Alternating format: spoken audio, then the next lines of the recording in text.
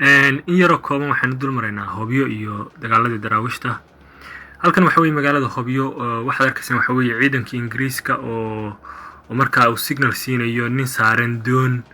maadaama Hobyo ayna lahayn deked doon yar oo maraa dhow iyo xilli jiray doontaas waxa la soo saaraya alaabada kadibna waxa la geenayaa dhulka dhinaca magaranaysa beriga. marka maraakiibta ku xidhneed waxay maraakiib aad u fara badan ugu yaraan halka intaan ka arko waa 4 markab kow aad aragtaa markabka kow labo saddex iyo mid ka sii dambeeya 4 dabcan maraakiibta intaan ka gartay magacyadooda waxa kamid ah mid la jiray HMS High Flyer oo magaranayay markab caan ah sidaad arkaysaan halkan aan idinka tusayo HMS High Flyer oo markaa hawlgallo fara badan ka hawlgalay sidoo kale gobolka Nugaal uu ka hawlgalay isaga iyo markab kale oo Talyaanigu lahaa markii xeebaha gobolka Nugaal iyo daraawiish ay ka doonayeen kaga duulaan daraawiishtii joogtay gobolka Nugaal xeebihiisa. Okay marka arinta ay Ingiriisku u yimaadeen oo dabcan Hobyo u soo gaadheen waxay markii daraawiishta ay ka fashilmeen inay ku soo cirib jiraan daraawiishta marka adigu ilaa 4 sano marka meelaha daraawiishta hadda way dagaalamayaan kadibna waxay ku fashilmeen inay marka ay daraawiishta soo cirib jiraan marka waxay soo jeediyeen saraakiishii dagaalka ee Ingiriisku inay marka ay saddex abur ay ku sameeyaan daraawiishta oo marka meel ay ka baxaan ay waayaan sida ay marka u fuliyaan waxay sameeyeen halkan buu hodlay ciidan bakeereen halkan magaranayay dhinaca Heerar iyo Jigjigan waxay ka soo kaxeeyeen ciidan dhinacan iyo dhagax buur bay soo marinayeen waxa weetay Ras Makenani la dhaho magaranayay Xayle Salaasi aabihi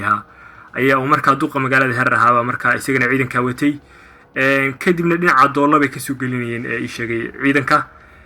ciidanka kalena 1200 oo askari ahayn ba filaya dhinaca Hobyo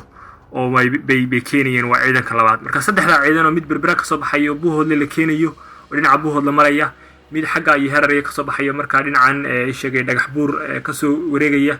iyo mid dhinacan Hobyo ka soo degaya marka kuwan maanta ka hadlayna waa magaalada Hobyo weeyaan kasaarkasan halkan waxa weeye March 1903 magaalada Hobyo muddo ku qaadatay inay saadka ka soo dejiyaan sheegay maraakiibta Ingiriisku halkanna waxa weeye saraakiishii marka Hobyo joogto oo marka bulshadii joogtay Hobyo dhex maraya marka waxay dhaafay marka ina Kennedy Allah naxariistee ayaa marka Talyaaniga looga yeeray Talyaanigu waa uu sheegay markii Ingiriiska Talyaaniga wada hadleen Talyaanigu ogolaaday inay ku soo degaan Ingiriiska Hobyo hawlgalyo ka sameeyaan waa tii loogu yeeray cadan buu tagay aduu markii uu ka soo noqday markuu ogolaaday ina Kennedy markuu ogolaaday in Ingiriiska uu kala shaqeeyo inay daraawiishta kaga duulaan Hobyo aduu markuu yimi oo marka uu fahmay sida uu qoray buugu markii dambe wuu diiday inuu siiyo geel ay ku rartaan iyo fardo iyo ay ku rartaan oo taana markay cadaanka iyo gaalada ay arkeen inuusan gacan ka siineen in daraawiishta lagu duulo isaga laftigiisa bay xidheen boo ina Kennedy odagii weynaa waatay xidheen oo marka dhinaca Eritrea ay u qaadeen isku soo duubo saraakiisha halkan waxa weeye saraakiisha Ingiriiska halkan waa yar oo marka Hobyo joogo oo marka toy doona wata dadkii marka ku dhaqnaa xilliga Hobyo 1903 weeyaan xusuusnow halkan title waxa weeye the British advance in Somaliland Hobyo saasi u qormi jirtay Englishka and the base of operations on the east coast dabcan waxa weeye dhaqdhaqaaqi ciidanka Somaliland dabcan Talyaanigana Somaliland baa la dhigi jiray Italian Somaliland oo marka Hobyo iyagu dhigi jiray OBBIA oo marka the base oo xaruntii saldhigii marka ay kaga duulayeen daraawiishta maadaama saanadoodii ay dekada kula soo degeen magaalada Hobyo Hobyana ku sii soconaay kuwana waxa weeye saraakiisha cadaanka iyo dadkii marka ay la yimaadeen sidoo kale Hindida waatay la yimaadeen Soomaaliya laftirkooda way la yimaadeen fara badan dabcan dhinacan iyo berbere ka soo wareegeen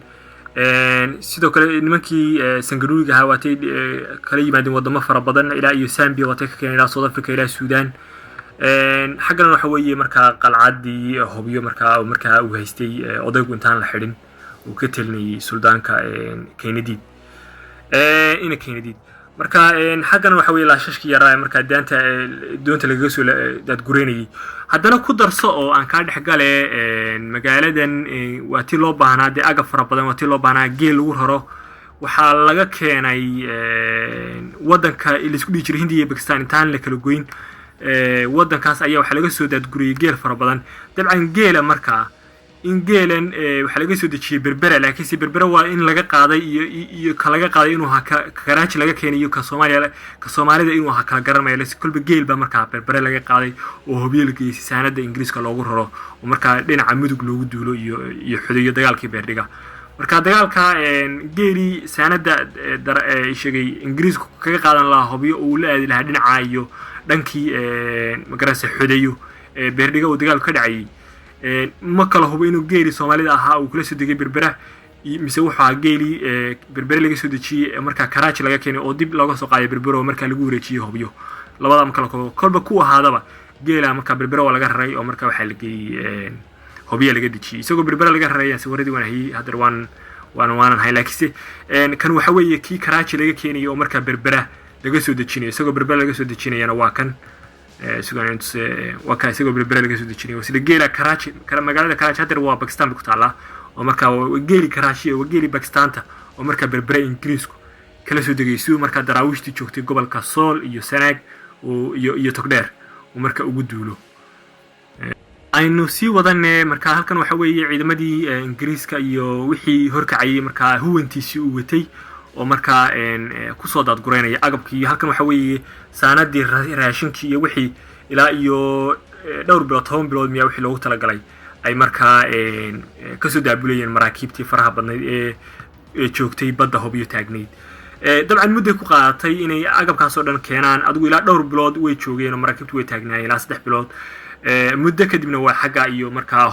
beerdhiga oo ayna ogeyn inuu halaag kaga dhici doono ayay aadeen wixii la ogaa waatay daraawishta ku dhigeen beerdhiga hoog iyo halaag bay kala kulmeen jabkii iyo cararkiina